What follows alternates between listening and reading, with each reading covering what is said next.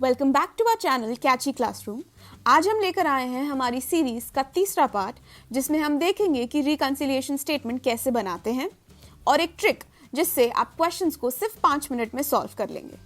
अगर आपको नहीं पता रिकंसिलिएशन क्या होता है और उसकी ज़रूरत क्यों होती है, तो आप पहले दोनों पार्ट्स देख सकते हैं डिस्क्रिप्शन और आई बटन में दिए गए लिंक पर क्लिक करके। तो चलिए शुरू करते हैं। तो सबसे पहले हम ये देखते हैं कि कुछ चीज़ों का प्रॉफिट पर क्या इम्पैक्ट होता है। Let's start with expenses. मान लो 2 कुकी शॉप्स हैं, दोनों हर दिन एक बैच ऑफ कुकीज़ बेचकर 1000 रुपये कमा लेते हैं, मगर दोनों के एक्सपेंसेस अलग हैं। शॉप 1 के लिए मेन इंग्रेडिएंट जो कि फ्लावर है, उसका खर्चा 500 रुपये है, जबकि शॉप 2 में वही 200 रुपये का है। अब अगर हम देखें तो दोनों का प्रॉफिट अलग है। शॉप 1 का प्रॉफिट 500 रुपये है, जबकि शॉप 2 का 800 रुपये है। इस सिचुएशन को अगर हम एनालाइज करें, अगर किसी फर्म का खर्चा ज़्यादा है तो उसका प्रॉफिट कम होता है, और अगर खर्चा कम है तो प्रॉफिट बढ़ जाता है। Now second income. Again 2 food stalls हैं जो सैंडविचेस और बर्गर्स बेचते हैं। दोनों स्टॉल्स की रेगुलर इनकम एक जैसी है, 1000 रुपये। अब मान लो कोई ब्रांड आता है और अपने कोला बिजनेस का एडवर्टाइजमेंट स्टॉल पर कराना चाहता है। उन्होंने दोनों स्टॉल्स को दिया कुछ एक्स्ट्रा इनकम, जैसे स्टॉल 1 को 600 रुपये और स्टॉल 2 को 100 रुपये। अब अगर हम देखें तो जब हमारी रेगुलर इनकम और एडिशनल इनकम को जोड़ते हैं तो टोटल इनकम आती है 1600 स्टॉल 1 के लिए और 1100 स्टॉल 2 के लिए।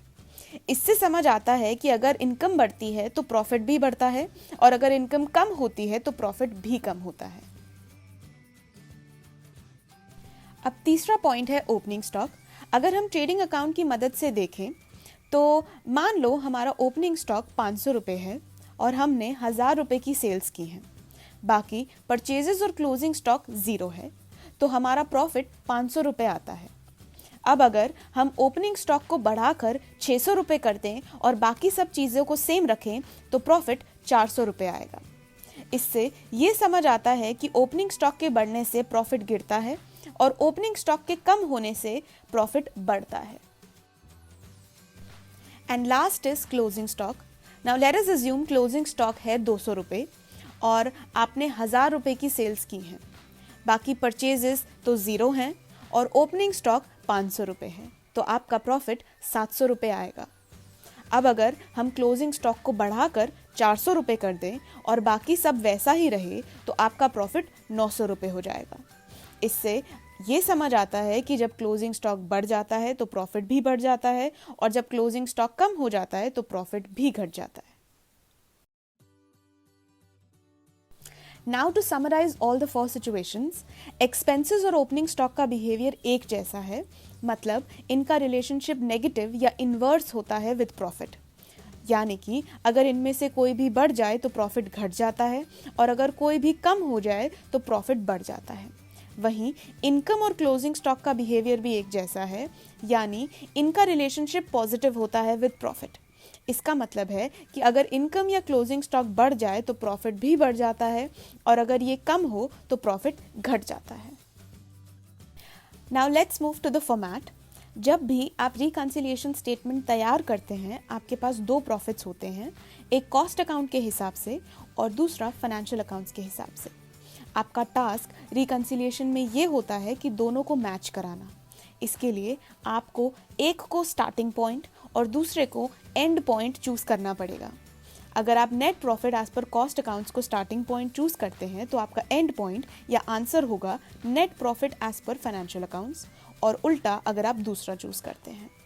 अब अगर आप फॉर्मेट में देखें तो एक आपका स्टार्टिंग पॉइंट होगा और दूसरा आपका एंड पॉइंट। अब फॉर्मेट को समझते हैं एक एग्जाम्पल के साथ, जहां आपको नेट प्रॉफिट दे रखा है for both cost and financial accounts. Let's take profit as per cost accounts as the starting point और net profit as per financial accounts को एंड पॉइंट मान लेते हैं। अब हम आगे बढ़ने से पहले एक चीज याद रखेंगे कि जो भी आइटम्स दोनों बुक्स में अलग हैं उन्हें रिकंसाइल करना होगा, या तो उन्हें ऐड किया जाएगा या सब्ट्रैक्ट। लेकिन हमारा ध्यान ये होगा कि ये डिफरेंस एंड पॉइंट पर कैसे असर डालता है, यानी कि net profit as per financial accounts पर। चलिए शुरू करते हैं फैक्ट्री ओवरहेड्स के साथ। देखो, कॉस्ट अकाउंट में ये 10,000 रुपये है और फाइनेंशियल अकाउंट्स में 15,000। इसका मतलब है कि कॉस्ट अकाउंट्स में फैक्ट्री ओवरहेड्स अंडर एब्जॉर्ब्ड है। दोनों में डिफरेंस है 5,000 का। अब इस 5,000 रुपये को हमें या तो ऐड करना होगा या सब्ट्रैक्ट, बट इसके लिए हमें ये समझना होगा कि फैक्ट्री ओवरहेड्स का नेचर क्या है। फैक्ट्री ओवरहेड्स बेसिकली एक एक्सपेंस है और हमने पहले ही समझा था कि एक्सपेंस बढ़ने से प्रॉफिट कम होता है और एक्सपेंस कम होने से प्रॉफिट बढ़ता है। अब क्योंकि फाइनेंशियल अकाउंट्स में ये एक्सपेंस 5,000 रुपये से ज़्यादा है, जिसकी वजह से प्रॉफिट कम हुआ होगा, हमें कॉस्ट अकाउंट के प्रॉफिट को मैच करने के लिए 5,000 रुपये डिडक्ट करना पड़ेगा। आगे बढ़ते हैं ऑफिस ओवरहेड्स पर। ये भी एक एक्सपेंस है। कॉस्ट अकाउंट्स में ये 9,000 रुपये है और फाइनेंशियल अकाउंट्स में 6,000। इसका मतलब है कि कॉस्ट अकाउंट ने ज़्यादा पर रिकॉर्ड किया है, यानी कि ये ओवर एब्जॉर्ब्ड है। दोनों में डिफरेंस है 3,000 का और इस बार फाइनेंशियल अकाउंट्स में खर्चा कम है 3,000 रुपये से। खर्चा कम होने से प्रॉफिट ज़्यादा होता है, तो हमें कॉस्ट अकाउंट को मैच करने के लिए 3,000 रुपये ऐड करने पड़ेंगे। अगला आइटम जो हम देखेंगे वो है नोशनल रेंट, एक ऐसा आइटम जो सिर्फ कॉस्ट अकाउंट्स में दिखाया जाता है। इसका नेचर एक्सपेंस है और यहाँ हमारा फोकस फाइनेंशियल अकाउंट्स के प्रॉफिट पर होगा। एग्जाम्पल में नोशनल रेंट कॉस्ट अकाउंट में 20,000 है और फाइनेंशियल अकाउंट्स में कुछ नहीं। दोनों में डिफरेंस है 20,000 का। क्योंकि फाइनेंशियल अकाउंट्स में ये रिकॉर्डेड नहीं है, इस वजह से फाइनेंशियल अकाउंट का प्रॉफिट ज़्यादा होगा। तो अब रिकंसाइल करने के लिए हम कॉस्ट अकाउंट के प्रॉफिट को 20,000 से बढ़ा देंगे। अगले आइटम पर चलते हैं। डिविडेंड रिसीव्ड सिर्फ फाइनेंशियल अकाउंट्स में दिखाई देती है, जिसमें ये 5,000 रुपये है। फिर से यहाँ हमारा फोकस होगा फाइनेंशियल अकाउंट्स पर।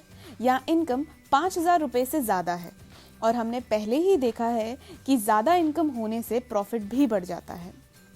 कॉस्ट अकाउंट्स को मैच करने के लिए हमें 5,000 रुपये ऐड करने पड़ेंगे ताकि दोनों अकाउंट्स एक दूसरे के साथ रिकंसाइल हो सके। चलिए अगला देखते हैं ओपनिंग स्टॉक। कॉस्ट अकाउंट्स में ये 15,000 है, जबकि फाइनेंशियल अकाउंट्स में 20,000। इसका मतलब कॉस्ट अकाउंट में ओपनिंग स्टॉक अंडर वैल्यूड है और दोनों में डिफरेंस है 5,000 का। फाइनेंशियल अकाउंट्स में ओपनिंग स्टॉक ज़्यादा है 5,000 रुपये से और ओपनिंग स्टॉक के बढ़ने से प्रॉफिट कम होता है। तो यहाँ पर कॉस्ट अकाउंट्स को मैच करने के लिए 5,000 रुपये डिडक्ट करने पड़ेंगे। अब आखिरी आइटम है क्लोजिंग स्टॉक, जो कॉस्ट अकाउंट्स में तो 3,000 है और फाइनेंशियल अकाउंट्स में 5,000। इसका मतलब है कॉस्ट अकाउंट्स ने क्लोजिंग स्टॉक को अंडर वैल्यू किया है। यहाँ डिफरेंस है 2,000 रुपये का। क्लोजिंग स्टॉक फाइनेंशियल अकाउंट्स में ज़्यादा है और ज़्यादा क्लोजिंग स्टॉक होने से प्रॉफिट भी बढ़ता है। इसीलिए कॉस्ट अकाउंट को सही तरीके से मैच करने के लिए हमें रिकंसिलिएशन स्टेटमेंट में 2,000 ऐड करना पड़ेगा। अब हम इसे सॉल्व करते हैं और net profit as per financial accounts निकालते हैं, जो कि है 50,000। आप क्वेश्चन से net profit as per financial accounts को क्रॉस चेक कर सकते हैं। दोनों अमाउंट्स सेम हैं।